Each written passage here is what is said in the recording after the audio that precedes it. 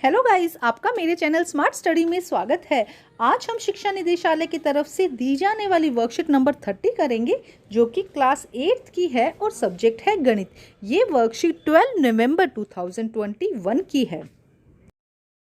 तो आइए शुरू करते हैं आज की वर्कशीट शुरू करने से पहले प्लीज मेरे चैनल को सब्सक्राइब कर दीजिए। तो आइए देखते हैं आज की वर्कशीट घन और उसके प्रतिरूप। प्रिया और रिया की बातचीत। आज प्रिया रिया को बता रही थी कि एक क्षेत्र किस प्रकार मात्र चंद दिनों में ही इतना जल्दी कंटेनमेंट जोन रोकथाम क्षेत्र बन गया है। वहां पर सबसे पहले सिर्फ एक व्यक्ति ही कोरोना संक्रमित था, परंतु कोरोना मरीजों की संख्या दिन प्रतिदिन एक विशेष पैटर्न के अनुसार लगातार बढ़ने लगी है। देखो क्या कहा गया, सरकार द्वारा घोषित मार्ग निर्देशन के तहत यदि 200 व्यक्ति उस क्षेत्र में संक्रमित हो गए तो उसे कंटेनमेंट जोन घोषित कर दिया जाएगा। तो देखो क्या कहा गया है बेटा कि प्रिया और रिया की बात हो रही है कि आज सिर्फ एक किसी स्थान पर एक ही व्यक्ति क्या था, कोरोना से संक्रमित था, लेकिन जो कोरोना दिन ब दिन बढ़ता जा रहा है उसके एक विशेष पैटर्न के अनुसार वो क्या हो रहा है, बढ़ रहा है, जिससे जल्द ही वो क्या बन गया, कंटेनमेंट जोन बन गया। और कंटेनमेंट जोन किसे कहते हैं, जिसमें 200 से ज़्यादा व्यक्ति अगर संक्रमित मिल जाते हैं कोरोना से तो उसे हम कंटेनमेंट जोन कहते हैं। तो देखिए क्या कहा गया है, देखिए पहले दिन एक व्यक्ति संक्रमित हुआ। यहाँ पे हमने देखा कि पहले दिन एक व्यक्ति संक्रमित हुआ, दूसरे दिन जितना अगली दो क्रमागत विषम संख्याओं का योग होता है उतने व्यक्ति संक्रमित हुए।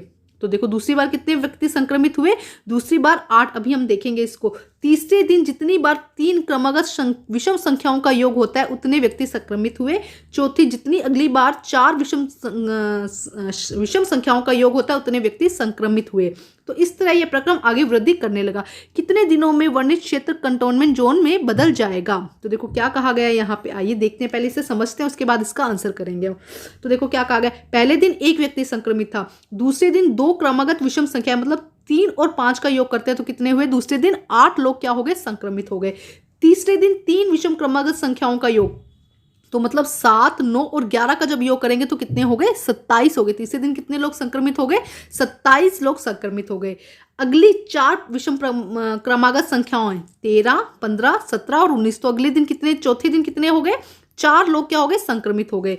अब पांचवें दिन देखते हैं, पांचवें दिन कितना होगा, देखो पांचवें दिन यहाँ पे हो जाएगा, हम लिख देंगे यहाँ पे 21, 23, 25, 27 और 29। तो अगले दिन कितना हो गया, 125 लोग क्या हो जाएंगे, संक्रमित हो जाएंगे। तो पांचवें दिन कितने लोग संक्रमित हो जाएंगे, 125 लोग क्या हो जाएंगे, संक्रमित हो जाएंगे। तो अब छठे दिन क्या हो जाएगा बेटा, देखो हम लिख देंगे 31, 33, हम इसी तरह आगे लिख देंगे 31, 33, 35, 37, 39 और 41। तो ये क्या हो जाएंगे, अगले दिन संक्रमित हो जाएंगे। तो कितना हो जाएगा, 6 की क्यूब आ जाएगा। यहाँ पे क्या आ जाएगा, 6 की क्यूब। तो देखिए बेटा यहाँ पे कितना आया, 5 की क्यूब। नेक्स्ट क्या होगा, 6 की क्यूब। 6 की क्यूब कितना होता है, 216।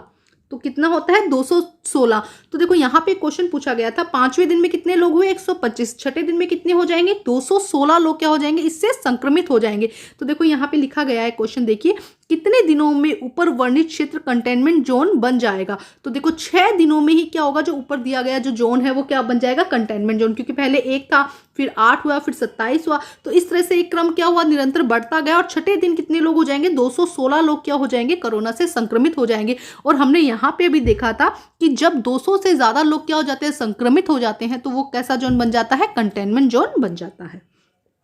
तो आज की वर्कशीट बेटा आपकी नॉलेज बढ़ाने के लिए, बस थोड़ी सी अपनी नॉलेज भी इसके साथ में बढ़ाइए।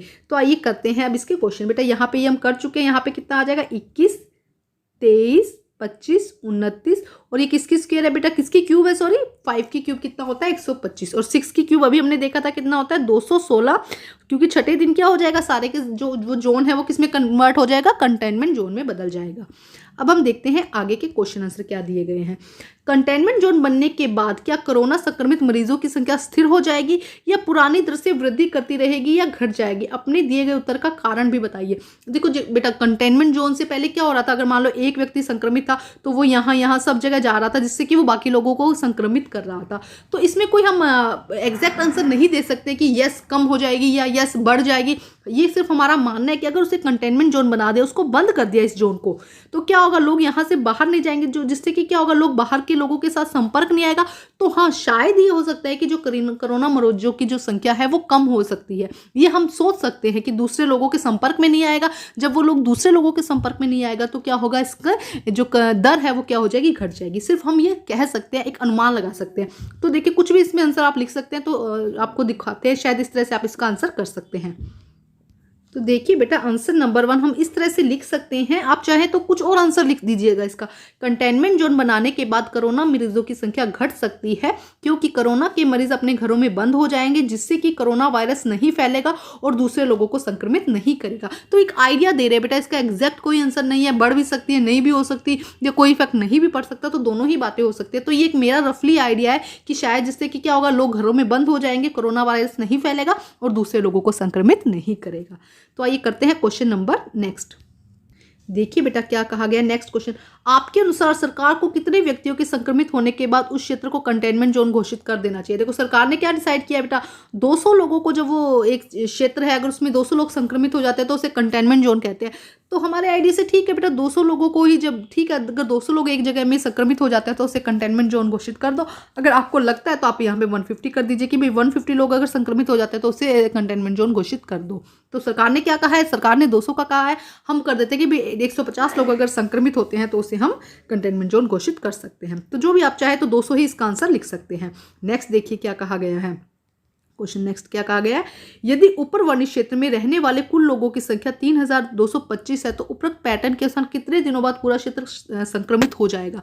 तो देखो जो अभी हमने देखा क्यूब के अनुसार कि फर्स्ट पहले 1 की क्यूब हुआ, फिर दूसरे दिन 2 की क्यूब था, तीसरे दिन 3 की क्यूब था ना, घन हो रहा था, पहले 1 था, फिर 8 हुआ, फिर 27 हुआ, फिर 125 हुआ।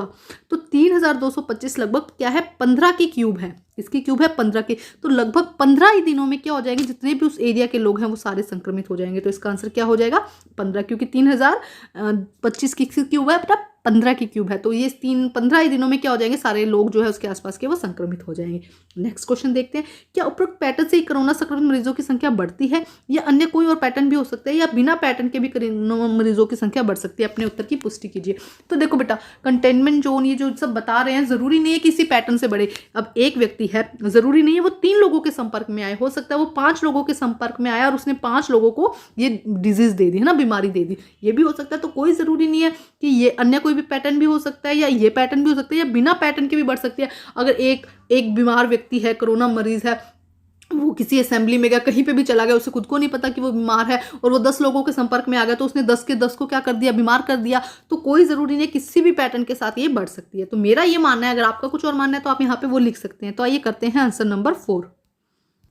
तो बेटा यह जो बीमारी है ये किस पे डिपेंड करती है कि जो बीमार व्यक्ति है, संक्रमित व्यक्ति है, वो कितने लोगों के साथ संपर्क में आया है।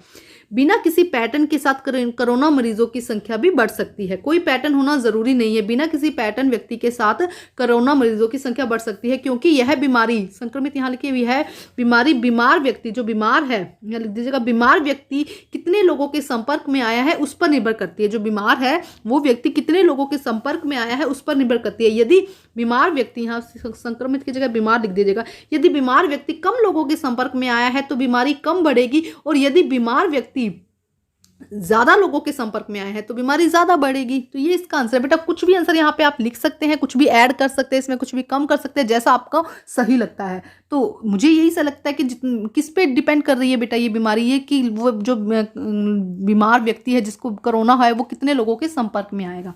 तो आज की वर्कशीट कंप्लीट होती है। वर्कशीट कंप्लीट करके अपने टीचर से चेक कराइए और प्लीज़ मेरे चैनल को लाइक कीजिए, सब्सक्राइब कीजिए और शेयर कीजिए। Thank you students.